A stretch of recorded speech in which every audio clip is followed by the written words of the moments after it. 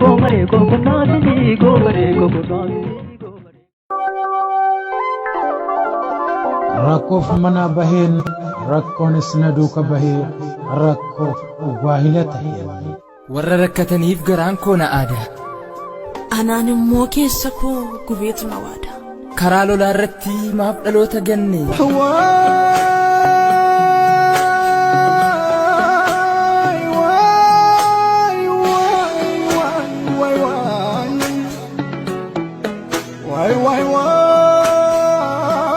Mana Oromoo hedduun biyya keessatti dhalatan irratti fi biyya nama adda addaa keessatti rakkataa akka jiran hundi keenya kan waliin quba qabnudha.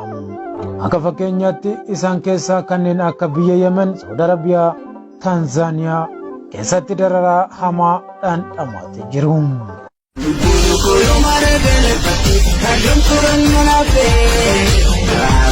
Haa ta'u malee rakkoon ilmaan Oromoo fi saboota sablammoota Itoophiyaa biyya Saudi Arabiyaa keessatti sababa waraqaa eenyummaan qabneef jecha hidhamanii jiran rakkina hamaa keessummeessaa akka jiran yeroo darbe mata duree dirmamuu godaansaa jedhuun isiniif dhiyeessuun kan yaadatamudha. Haa ta'u malee rakkoon kun furmaata waaraa hagammaatti waan hin arganneef jecha hardhas dubbachuun dirqama nurratti ta'eeti jira. Biyya abbaa humnaa dhaalee nuti keessummaa taane wabii jireenyaa dhabne dhibamne biyya baane eekkamsaan nu ergatu ergamtu alagaa taane qurxummiif nu darbatu ilbiisa raammoo taane rakkanne waan nu taane takkaalmi namaan taane. Lammiileen Itoophiyaa daandii dheeraa qaxxaamuruun Saudi Arabiyaa ga'een jireenya koo fi maatii koo akkasumas biyya koo fi jijjiira jedhanii abjuu gaarii argaa biyyattii gahan akka isaan yaadaniin taane. Halkanii fi guyyaa jireenya bineensaa mootummaa biyyattiin wal dhokataa walasee biyyattiin adamsamaa ari'atamaa jiraatu.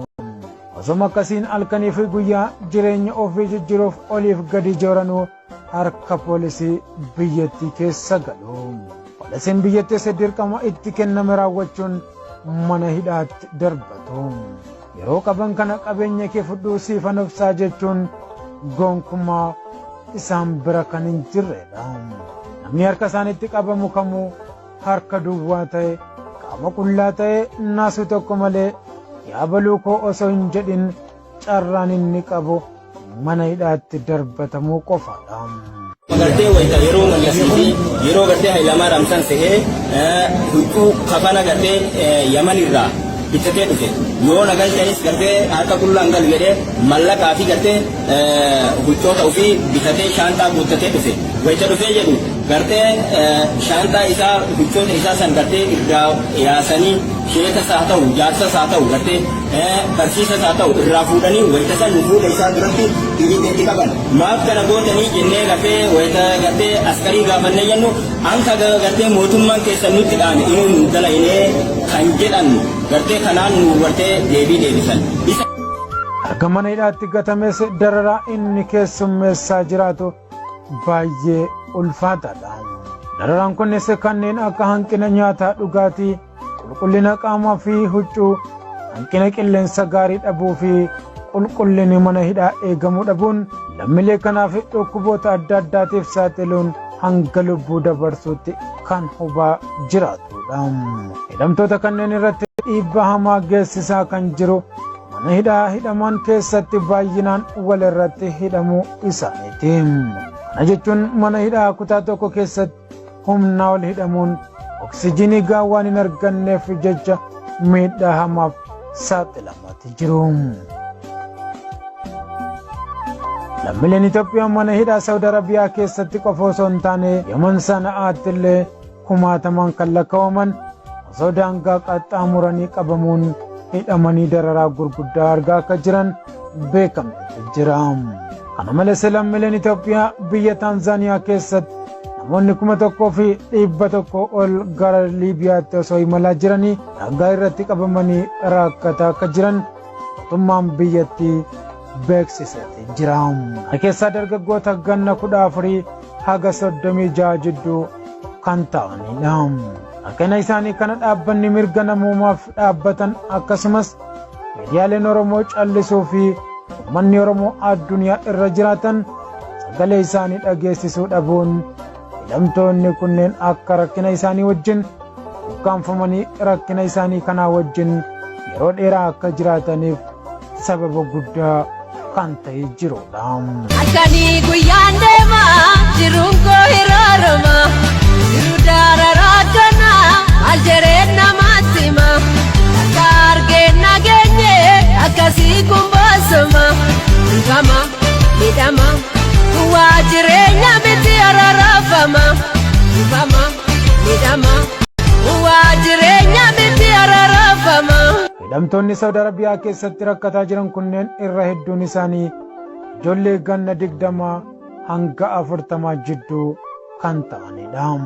Namoonni kunneen namoota bor biyya isaanii jijjiiruun abdii biyyattiif wabii ta'anidha. Namoonni mana hidhaa kana keessatti rakkataa jiran irra hedduun isaanii kanneen waggaa tokko ol lakkoofsisanidha. Waggaa tokko fayyadamanii yeroo waggaa geessanii jirtan hanga kana isa furmaata nama isin biraa beeka kullee gartanii namni biraa beeka asumaan jiru isaa hin jiru hogguu dhukkubsatanoo haafama kana argattu hin arganne.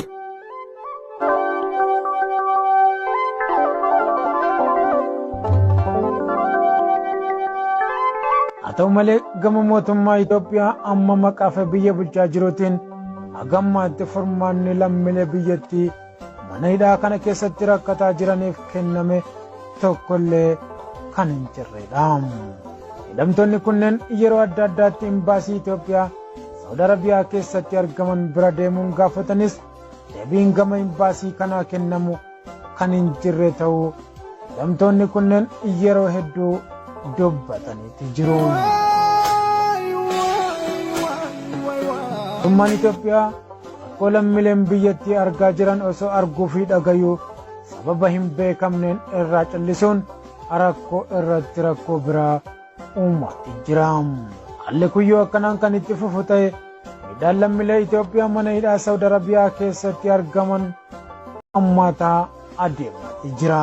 Kana waan ta'eef lammiileen Itoophiyaa biyya jirtan mara keessatti sagalee ta'uufin mootummaa kana irratti dhiibbaa gochuun akka hidhamtoota kanneen hidhaa biyyoota kanneen keessaa baasee lubbuu lammiilee kumaatamaa baraaru gochuun dirqama keessan bahadhaa isin jennaan.